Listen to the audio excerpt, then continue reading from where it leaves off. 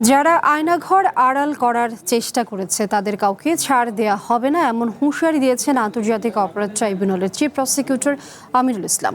তিনি বলেন, আন্তর্জাতিক মান বজায় রেখে মানবতাবিরোধী অপরাধের বিচার কাজ চলছে। গুমের তদন্ত করছে পুলিশ, যা নিবিড় পর্যবেক্ষণে রাখা হয়েছে।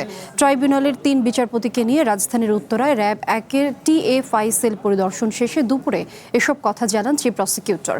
পরিদর্শন টিমে আরও ছিলেন প্রসিকিউশনের সদস্য, আসামি পক্ষের আইনজীবী, মানবাধিকার কর্মী ও গুম হওয়া ব্যক্তিদের স্বজনেরা। কোনো লাইট নাই, ফ্যান নাই, তখন কোনো ব্যবস্থা নাই।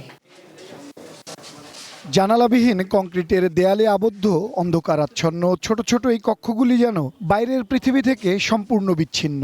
ঠিক যেমন করে মধ্যযুগে মানুষকে অন্ধকুঠুরিতে ফেলে দেওয়া হতো।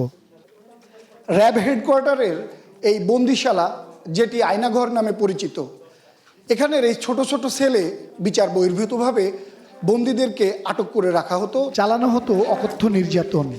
5 আগস্ট পরবর্তী সময়ে প্রকাশ্যে আসে এই জায়গা। সেই অভিযোগের বিচারিক কার্যক্রমের অংশ হিসেবে শনিবার জায়গাটি পরিদর্শন করেন আন্তর্জাতিক অপরাধ ট্রাইব্যুনালের বিচারক, প্রসিকিউশন ও আসামি পক্ষের আইনজীবীরা। ভবিষ্যৎ হোক নিরাপদ, বিনিয়োগ হোক বিশ্বস্ত, আর আমার পছন্দ সল্ট বে। ওয়েলকাম টু সল্ট বে। ছিলেন মানবাধিকার কর্মীও। এই সেলগুলি একটা নির্যাতনের বড় যন্ত্র, এবং এই ধরনের বর্বরতা কেবল তারাই করতে পারে যারা অমানুষ। সরকার এবং তার যে সমস্ত সংস্থাগুলি করেছে তারা দায় এড়াতে পারবেন না। পরিদর্শন শেষে চিফ প্রসিকিউটর জানান, বর্তমান স্বরাষ্ট্রমন্ত্রী, সংসদ সদস্য ব্যারিস্টার আরমান সহ বিরোধী দলের অনেক নেতাকেই এখানে আটকে রাখা হয়েছিল।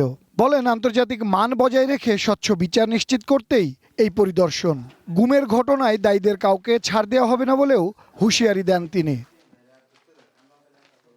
আমরা সাক্ষ্য প্রমাণে পেয়েছি এই আয়নাগরের এই যে ছোট ছোট সরু রুমগুলোর মধ্যে দিনের পর দিন, মাসের পর মাস, এমনকি বছরের পর বছর তাদেরকে হাত বেঁধে, চোখ বেঁধে রাখা হতো। তাদের উপরে বিভিন্ন রকমের অত্যাচার, নির্যাতন করা হতো। কাউকে কাউকে দীর্ঘদিন পরে ছেড়ে দেওয়া হতো, বিভিন্ন মিথ্যা মামলায় তাদেরকে দেওয়া হতো, এবং অনেকেই মেরে ফেলা হতো। তবে আসামি পক্ষের আইনজীবীরা আয়নাঘরের অভিযোগকে ভিত্তিহীন বলে দাবি করেন।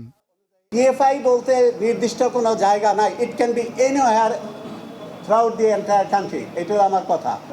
আমরা তো প্লেনের শব্দও শুনি নাই, আমরা তো ট্রেনের শব্দও শুনি নাই।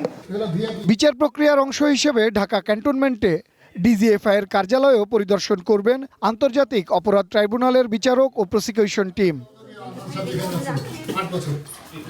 সৌরভ নূর, ওয়ান নিউজ, ঢাকা।